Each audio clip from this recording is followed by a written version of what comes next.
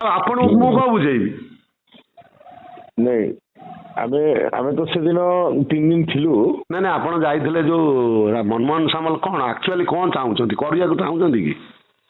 ହଁ ତୁମର ହେଇଗଲା କହିଲେ ପରେ ଖାଲି ତୁମର ଆମେ ମିଟିଂଟେ କରିବୁ, ଘୋଷଣା ପାଇଁ ତାରିଖ ରେଡି କରୁଛୁ କହିଲେ। ମିଟିଂ ଆପଣ ମୋର କହିବା କଥା ଆପଣ ଲାଇନ ଠିକ ଭଲ ଲୋକ ହେଇପାରନ୍ତି, କିନ୍ତୁ ସମସ୍ତଙ୍କୁ ସେଇ ଜିନିଷ ସେ କହୁଛନ୍ତି ଭୁବନେଶ୍ୱର କଟକ ସବୁ ପିଲା ମୋର କୋଶ୍ଚିନ୍ କରୁଛନ୍ତି ଯେ କାମଲାଲାଇ ତ ଭଲ କହୁଛ, ସବୁ ଭଲ, ନିର୍ବିବାଦୀୟ ଭଲ, କୌଣସି କଳଙ୍କହୀନ ଲୋକ ହେଲେ କଣ ଆପଣ ଦେଖନ୍ତୁ ବହୁତ ଯୋଜନା କରିଦେଲୁଣି ଭିତରେ, ଏଇଟା ଘୋଷଣା ହବ।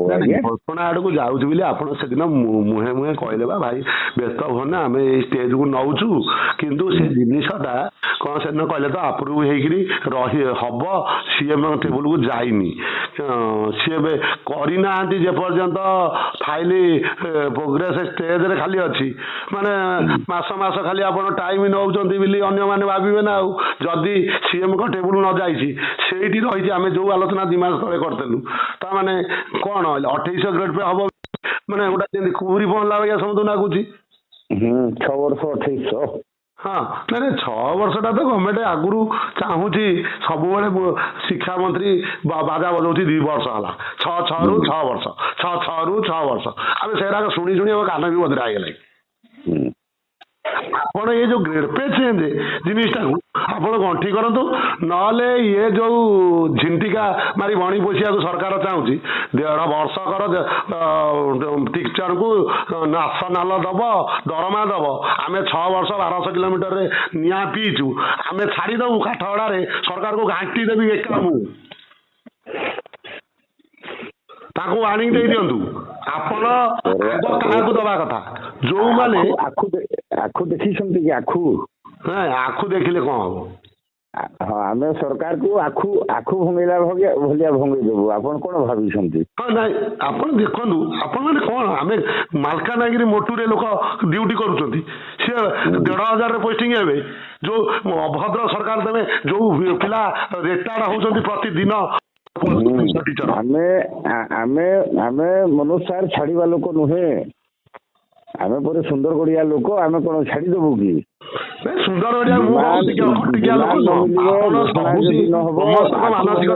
ସରକାର ଭାଙ୍ଗିଦେବୁ, ଆମେ ସେ ଭଳିଆ ଲୋକ ଭାଙ୍ଗି ଦବୁ କଣ?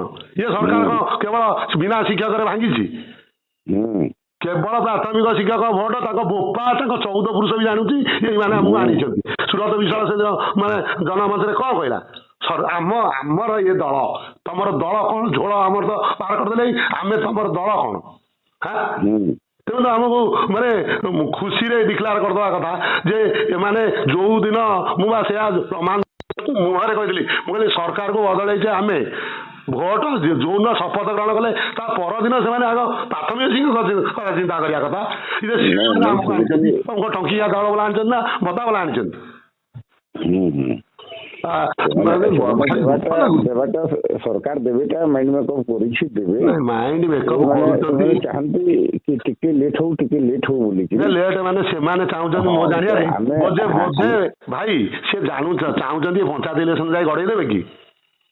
ନା ସେଥିରେ ଯିବନି, ଏଇଟା ଯାଉନି। ଯଦି ଆପଣ ଅଲ୍ଟିମେଟମ୍ ଲିମିଟେସନ ପିରିୟଡ ଦିଅନ୍ତୁ, ଆଜି ବି ମୁଁ କହୁଛି, ନହେଲେ ଲୋକମାନଙ୍କର ହାର୍ଟ ଆଟାକ୍ କରିଛି କେତେ, ସେ ଯୋଉ ଆକୁ ଘୋଷଣା ହେଇଛି ଜାଣିଛନ୍ତି କେତେ ଲୋକ ହାର୍ଟ ଆଟାକ୍ ହେଇଛି?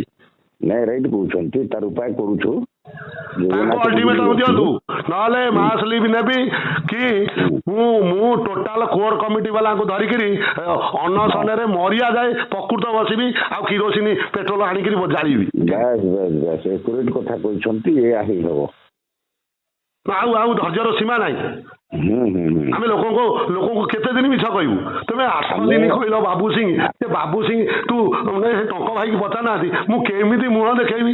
ତୁମେ 7 ଦିନ କହିଲ, ତା ବାଦେ 17 ଦିନ ଗଲା, ତା ଦେହରେ 3 ମାସେ ଗଲା, ତା ବାଦେ 17 ମାସେ ବିତେଇବ, ଆମକୁ 2 ବର୍ଷ ପୁରିନି, ତମର 21 ହେଇନି ସରକାରର, ତେବେ ପଞ୍ଚାୟତ ଭୋଟରେ ହଉଛି ନାଗିବ, ଆମକୁ ଭୁଲିଯିବ ପୁଣି। ଫଲୋ ଅପ୍ କରି ଯାଉଥିଲୁ, ବାହାରିବା ପର୍ଯ୍ୟନ୍ତ ମାନେ ସାଙ୍ଗରେ ଫାଇଲର ମାନେ ଲେସନିଂ କରି ଫଲୋ ଅପ୍ କରି ପ୍ରେସର ପକେଇ ଚାଲୁଥିଲୁ। ଆଜ୍ଞା ଏବେ ଯେହେତୁ ତାଙ୍କର ଘୋଷଣା ହେଇଛି ଆମକୁ ବାଧୁଛି ସେଇଟା ନା ସେଇଟା ହଉ ସେଇଟା ସାଙ୍ଗରେ ଆମର ମାସ ଟିଚରଙ୍କର ରିକ୍ୱାରମେଣ୍ଟ ମିଶେଇକିରି କରିବାର ଯଦି ତୁମେ କଲ ଆମେ ଧନ୍ୟବାଦ ଦଉଛୁ ଆମରଟା ମାର୍ଚ୍ଚ 31 ଭିତରେ କର ନହେଲେ ନୂଆ ଶିକ୍ଷାବର୍ଷରେ ଆମେ ବର୍ଜନ କରିବୁ ସବୁ ସରକାରୀ କାର୍ଯ୍ୟକ୍ରମ ଏଇଟା ଅଲ୍ଟିମେଟ ଦିଅନ୍ତୁ ସେ ମନମୋହନ ସାମଲ ମୁଁ ବି ସେଇ ସାମଲ ଚାହିଁଲେ ତାକୁ ପଚାରିବା ତା ଜିନ୍ଦଗିରେ ସେ ନିଜେ ଜିତିନି ତା ସରକାର ଜିତିଥାନ୍ତା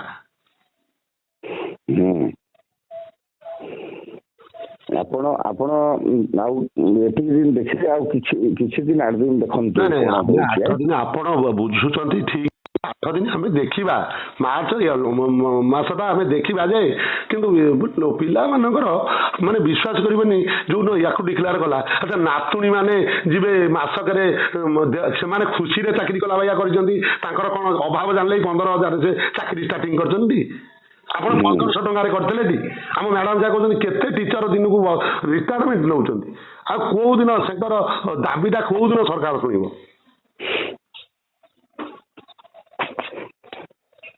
ଦେଖନ୍ତୁ 8 ଦିନ ଭିତରେ ଆପଣ ଦେଖନ୍ତୁ ତାପରେ 8 ଦିନ ଭିତରେ ଆପଣ ଇଏ କରନ୍ତୁ ଆଉ କୋର କମିଟିରେ ନୂଆ ପିଲା କିଛି କୋଉ ଜିଲ୍ଲାରୁ ସବୁ ରଖି ଆପଣ ତାଙ୍କୁ ଭର୍ଚୁଆଲରେ ସବୁ ଲେବୁଲ VA ଟିଚର ମାନଙ୍କୁ ପୁରା ମାନେ ଲୋକେସନରେ ରଖନ୍ତୁ ସବୁ ମାନେ ନହେଲେ ମାନେ ମାନସିକ ବହୁତ ଚାପରେ ରହିଛନ୍ତି ସେମାନେ ଜିଲ୍ଲା ମାନଙ୍କର କିଛି ମୁଖ୍ୟ ଲୋକ ଯୋଡ଼ିବା ଟାଉଟର ମାନଙ୍କୁ ହଟେଇବା ନାଇଁ କାହାକୁ ହଟାନ୍ତୁନି ସମସ୍ତେ ଶିକ୍ଷକ ସମସ୍ତଙ୍କର ଆପଣଙ୍କ 2ଟା ଦରମା ନେବେ ମୁଁ ଅଧାଟା ନେବି ଯିଏ ଯାଇଛନ୍ତି ସିଏ ନିଅନ୍ତୁ ଆମେ ତାଙ୍କୁ ସ୍ୱାଗତ କରିବା ଆମ କାମ ତ ଠିକ ସେ ଆମେ ସରକାର କତରୁ ଚିଟିଂ ପାଉଛି ତେଣୁକରି ସେମାନେ ବିଭିନ୍ନ ମନ୍ତବ୍ୟ ଦଉଛନ୍ତି ଆମେ କାହାରିକି କହିବା ସମସ୍ତେ ସେଇ ପେଟ ପାଟଣା ପାଇଁ କହୁଛନ୍ତି ନା ଆଉ କିଏ କ'ଣ ଆଉ ଅଲଗା କଥା ନେଇ କହୁଛି ଆଉ ଗୋଟିଏ ବି ଦାବି ତୁ ପୂରଣ କରିବୁନି ଲାଗୁଛି ଠିକ ଅଛି ଆମେ ଦେଖନ୍ତୁ ଏଥିରେ ଖାଲି ବସି ନାହିଁ ପ୍ରତ୍ୟେକ ଦିନ ଏଥିପାଇଁ କାମ କରୁଛୁ ନାଇଁ ଆପଣ କାମ କରୁଛନ୍ତି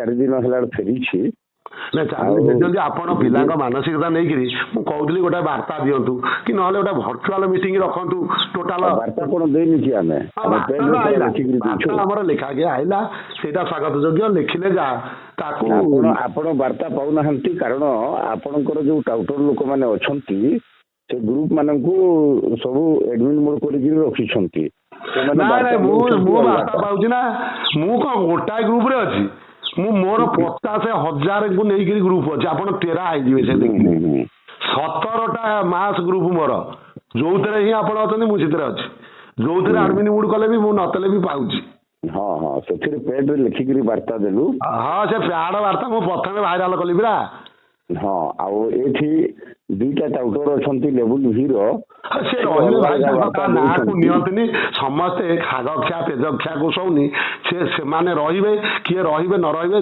ତାଙ୍କୁ ଆମେ ଆମର କାମ ଦେଖେଇଦେଲେ ରାମଲାଲ ଯୋଉ ନିର୍ବିବାଦୀ ଆମେ ଚାହୁଁଛୁ ସେ ନିର୍ବିବାଦୀ ହେଇ ରୁହନ୍ତୁ ମୁଁ ସେଇଟା ଚାହୁଁନି କାହାକୁ ଇଏ କରିବାକୁ ସେ ଲୋକ ବିଭିନ୍ନ କଥା କାହା ଧିଏରେ ଯାଉନି ଗୋଟାଏ ଘର ପରିବାର ସମ୍ଭାଳି ହଉନି ଆପଣ 8 ଦିନ ଭିତରେ ଆପଣ ରେଡି ହେଇକିରି ଥାନ୍ତୁ ଆଜ୍ଞା 8 ଦିନ ମୁଁ ରହିଲି 9 ଦିନ ବେଳକୁ ମତେ କୋଉଠି ଘୋଷଣା ହବ ଆପଣ ଆସିବା ପାଇଁ ରେଡି ଥାନ୍ତୁ ହଁ ମୁଁ ବଡ ଫୁଲମାଳ ନେଇଥିବି ଆପଣଙ୍କ ପାଇଁ ଧନ୍ୟବାଦ ନମସ୍କାର।